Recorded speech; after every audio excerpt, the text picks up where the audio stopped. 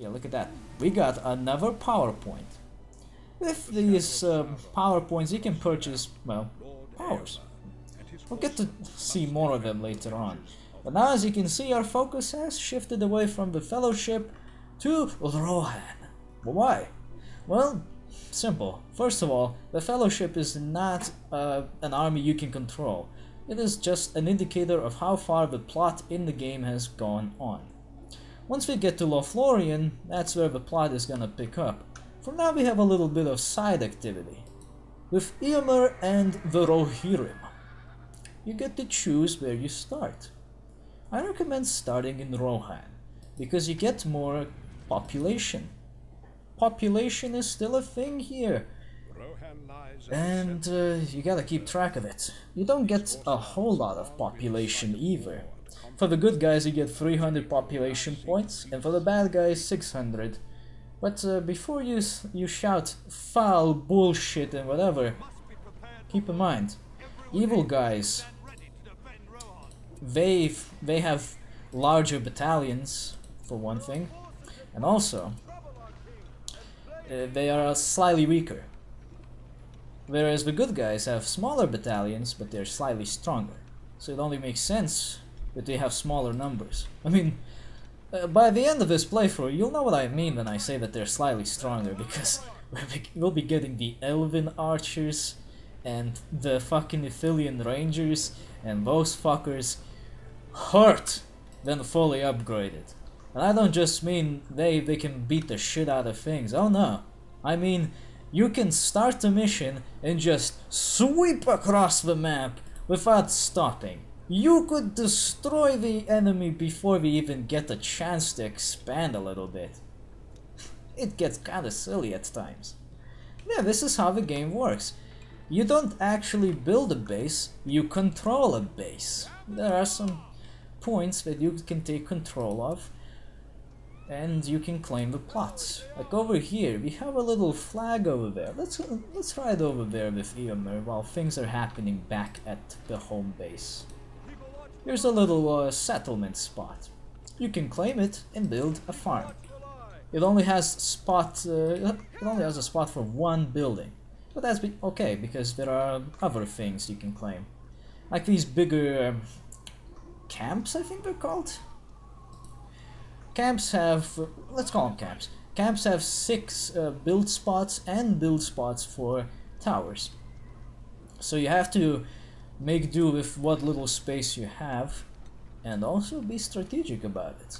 For one, you really don't want to lose your spot. It would suck if you did. And also another thing, there's not a lot of spots to take over, so this is like the very first case of territory control, which coincidentally became probably the thing that started killing RTSs from the inside, if you ask me. I don't know, have you noticed that RTSs lately have been sucking massive penis? That's one way to put it, but how else can you put it?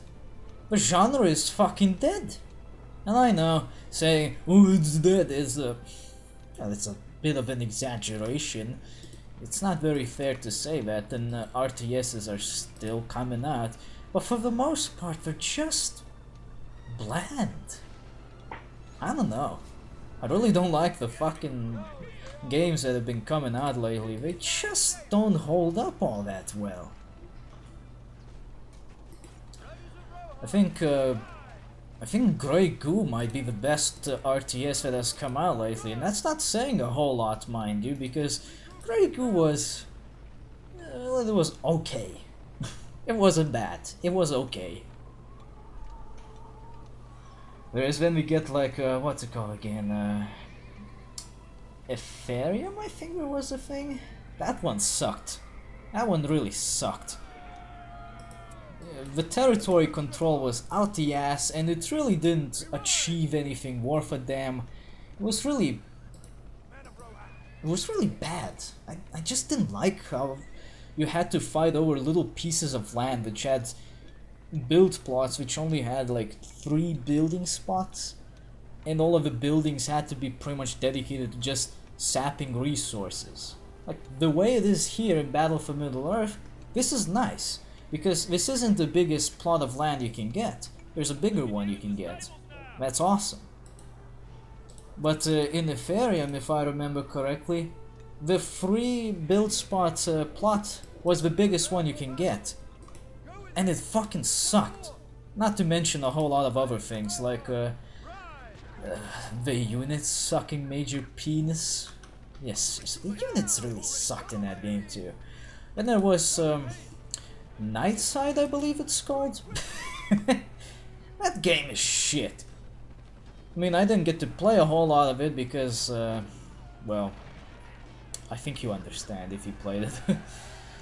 But the thing is, Nightside has a problem of not being challenging at all. Just build towers. That's it. For some reason, towers can move, at least with one of the factions, if I remember correctly. And if they move with either of the factions, well, that's double the suck, because the towers are fucking overpowered in that game. You can just send towers to an enemy's base to fuck him up. And that's it. What do you have to lose? Nothing. It's just a tower. It's not a unit.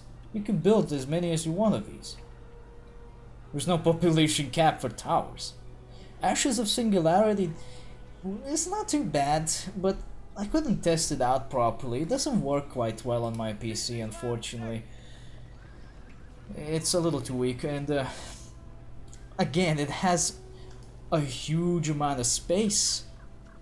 But I think if we can agree, the scope for Ashes of Singularity is too large for the amount of action that's happening. The maps are huge, but the action is too little. There's not enough stuff going on. And as such, you end up spreading your forces way too thin, which can lead to either ridiculous rushes or overblown turtling matches. And we don't want either one of those, because they take for fucking ever, or they take too little. We just don't get satisfaction out of this kind of stuff. Anyway, I should probably do some moves before the enemy decides to do anything stupid. No need to hang around in this mission for too long. But yeah, that healing power, like I mentioned, it can now rejuvenate my units pretty nicely, and it also respawns one guy per battalion that died. Very useful. Our forces are at full strength. That's nice. I think this is like the only base that the enemy has, so just go nuts. The horsemen are pretty good at trampling the shit out of enemies, but there is a catch. Every time they trample, they get hurt a little. So don't trample too hard. Trample lightly. Come on, here we go. Okay, time to back the fuck away before I lose a battalion. Battalions are interesting in this game because if you have at least one unit in a battalion, you can still rejuvenate the entire thing. Not only through the use of the healing power, but also through the use of the healing fountains. Or, as they call them, wells. The well in this game is going to rejuvenate your health at a pretty good speed, and also revives all fallen units from the battalion. So if you can have at least one guy survive, just send him back to the well, and the entire battalion will be restored. Now keep in mind, you can use this as a little trick to boost your armies. Here's how you do it. You need to have your battalions reduced to like 1 unit per battalion, because each unit in the battalion contributes some amount of population points per battalion. So like here it says 15 points per Rohirrim warrior. That's for the entire battalion. So if some of the guys from it die off, you lose some of the population points. And then you can make another battalion that takes up the same space as the full battalion that got damage takes up. So then you get that one out of the stables, you can rejuvenate the damaged one, and then you have 2 for, well, the price of 2. the amount of population points you use up is still the same, but you boost through the limit that the game imposes. Like right now, I can't make another battalion because I don't have enough points. After this mission I will, but I don't have it right now, and I cannot boost that. You can only boost your population limit by beating missions which give you more population limit. So let's say I have a battalion at like 80 population or something. That is pretty much almost dead, only one guy left. I make another unit that takes up his space. I then rejuvenate him, and I should have the population limit at somewhere around 105 maybe, or something of the sort. I have more than I should. I just bypass the soft lock of the population, which is good. You can kinda use it to push through limits and allow yourself to build up larger armies than you're technically able to. It's kinda useful. But I wouldn't recommend going out of your way to actually make these kind of armies. I'd recommend to just be opportunistic about this. If you have the chance to do it, do it. And if you don't waste your time. I see these fuckers rebuilt the Uruk pit. That's not very nice. Destroy the Uruk pit and they cannot make any more units. Now you can notice that there are two distinct buildings here, slaughterhouses and furnaces. They both generate resources, but they generate also a different kind of bonus. We can talk about the bonuses that the evil guys make once we start the evil guy campaign. But for the time being, we also have bonuses for the good guy buildings as well. You can see actually right now. If you build farms, you get a food bonus, which reduces the cost of cavalry. Very useful for Rohan, since they're mostly cavalry based, though they will gain access to elven warriors later. If you build some wells, you will get a reduced cost of infantry. I think if you also build some other buildings like statues, you also get reduced cost to other things. Statues reduce cost of heroes.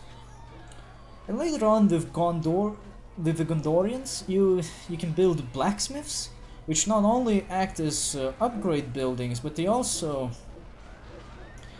reduce the price of upgrades and generate resources.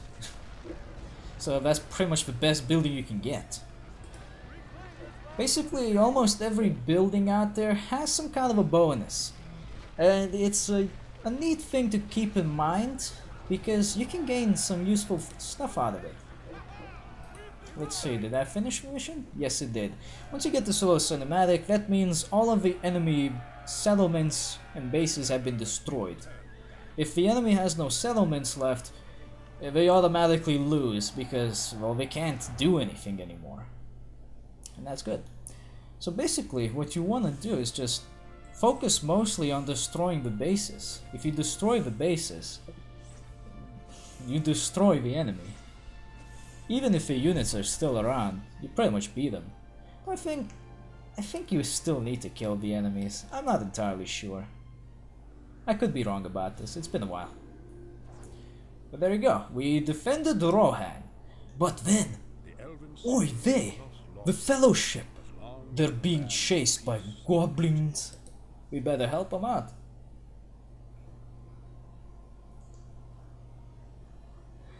Well, I do like it that in certain areas, actually most of them, except here for some reason, you get a narrator, depending on which side you're on, explaining a little bit about the area. The good guys talk more about the area itself, whereas the evil guys are usually just like, oh, it's this place, we will take it over and make it evil.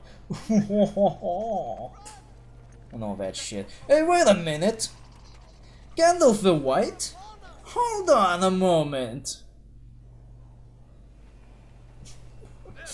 Yeah, welcome to fanfiction. If you're thinking that something ain't quite right around here, you'd be quite right to suspect that. Because yes, it is quite not fucking right. This is only Lothlorien. Fucking names, I swear. But we already have Gandalf the White. If you recall, Gandalf the White has shown up, I believe, in Fangorn Forest, aka not here, and not at this point in time. So, what the fuck? Did Gandalf just kill himself after killing Balrog and then resurrect himself on the spot because yes? Well, according to these developers, yes. I don't really know why they did it like this, but I don't know, whatever. I'm willing to suspend my disbelief for this time because you kinda need him here.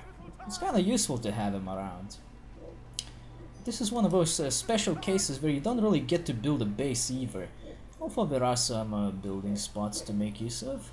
We'll be defending Lothlorien from the onslaught of goblins. I think the books had a little chapter about this actually. I don't remember, but I think they did. Sheesh, that was quick. 2 arrows and the fucking lumber mill is down. They didn't even waste time. What do they build these things out of? Poop? Whatever. That's a bonus mission you can do. Destroy all the lumber mills. Yeah, that's all there is to do actually. Anyway, your first main objective is to get everyone over here to Lothlorien, which looks a lot smaller and basic than before. Keep these guys around, not that you can move them yet. They'll be fine.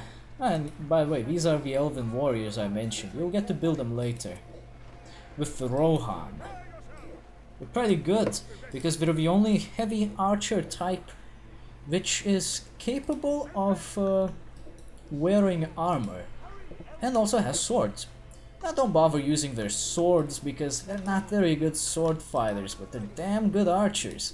And that's what you want to focus on. Now, the question now is, what to do? What to do? Well, what to do is move your good heroes over to the defensive line, because bastards will be attacking from this bridge here. With the other guys, you can just harass these fuckers and destroy their lumber mills. And with the hobbits, don't send them fighting, because that's the mistake you will regret very quickly. They keep getting themselves killed, the little bastards. Instead, use them to pick up the loot that Lady Galadriel has so graciously forgotten to pick up. And hide away from us. Oh well, it's not like she's gonna need it. I mean, we gotta defend Lothlorien after all. I mean, come on. Do you want us to defend this place or what? Yeah, here we go. It says we gotta defend this place, and that is pretty much our objective now. Defend Lothlorien from being wrecked by goblins. Keep in mind though, there's another thing to note. All Fellowship members must survive. Every single one of them.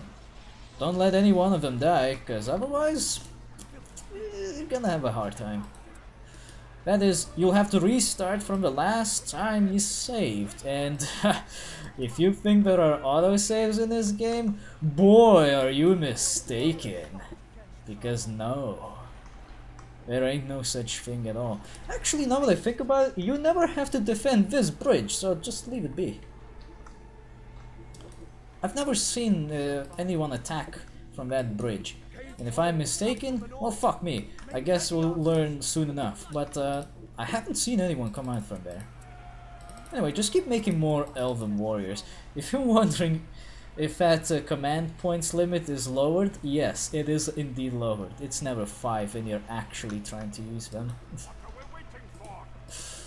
Bastards. Let's see. Oh, perfect. Power of the Istari will grant Gandalf, 300 health, 100% damage, and his abilities recharge twice as fast. What it really means is that half of their bar is just automatically recharged, and instead you just have to wait for the other half to recharge. It doesn't mean that the entire thing just charges faster. Good enough. It does the job, so I won't complain.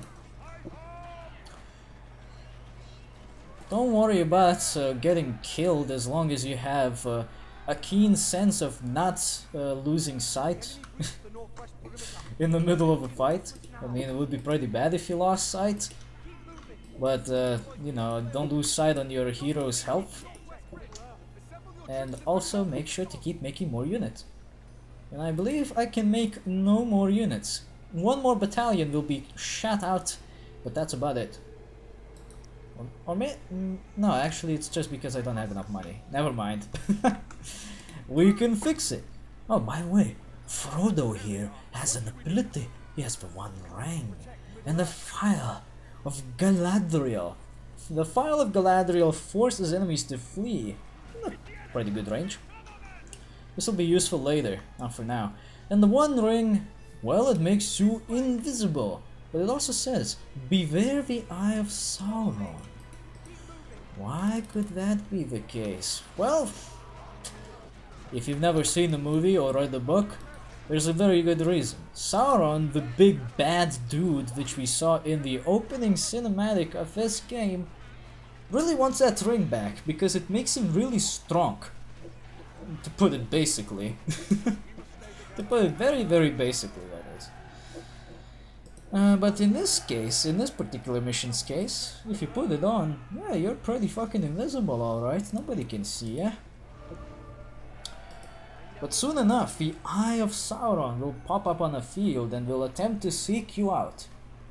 Try as hard as you might to dodge it, it will eventually find you, and it's not gonna do anything. It's just gonna make you scared. You'll take off the ring automatically at that point to make sure that you can't abuse it, because unlike in War of the Ring, the One Ring does not make you lose health in here. Yeah, see? The Eye of Sauron just popped out of fucking nowhere. And it's gonna take a little bit for the eye to find you. Let's just wait a little bit. It's gonna try to triangulate onto you. There you go. The eye suddenly notices you and it just pulls the ring off. That's it. That's the only thing that happens. Really not that impressive, all things considered.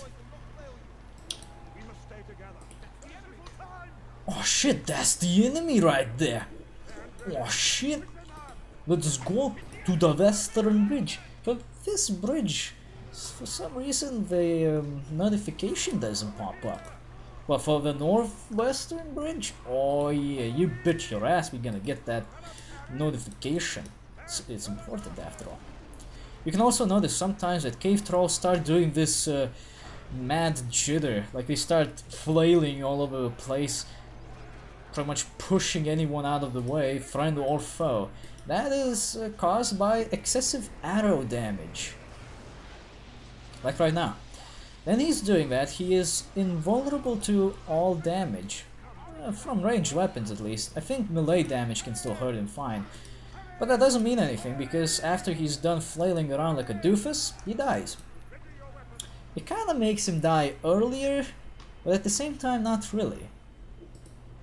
So make of that what you will. One thing to keep in mind though, whenever it does happen, move everyone the fuck out of the way, because that troll is gonna hurt like a bitch. Of course, if you have Gandalf, you can also use Wizard Blast to put him down on the floor and finish his death throws much faster. It's a little life hack, if you will. Ugh, life hacks. It's such a disgusting word. Say what you will, but all those tricks that people like to call life hacks are often very useless or dangerous. I mean, have you seen the one where people say just wrap the glass bottle with wet paper towel and put it in the freezer? It the fuck were people thinking when they made that shit? I know what you're thinking. Oh, it must be the trolls doing that. No, it was just misinformed morons who thought that was a good idea. They heard it from somewhere and they just copy-pasted it. Just in case you're wondering though, don't do that.